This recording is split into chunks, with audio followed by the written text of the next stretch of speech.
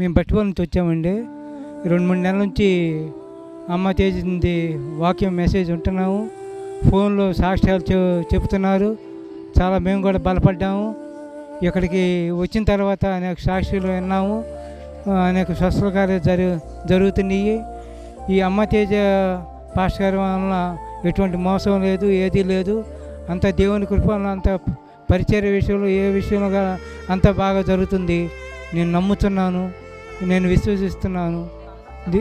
దేవుడు ఈ వాక్యాన్ని, దేవుడు అనేక స్వస్థ కార్యాలు మా అమ్మ తేజ మినిస్టర్ ద్వారా, పరిచర్య ద్వారా భగవంతుడు ఆయన కృప వలన అనేక విధాలుగా వాడుకుంటున్నాడు.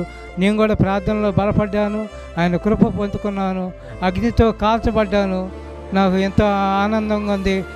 దేవుని చేత వచ్చే నెలలో కూడా నేను ప్రార్థనకి మా ఫ్యామిలీతో వస్తాను. దేవుడు ఈ పరిచర్యని, ఈ సంఘస్థుల్ని, విశ్వాసులందరినీ ప్రభు దేవుడు దీవించును గాక. ఆమేన్.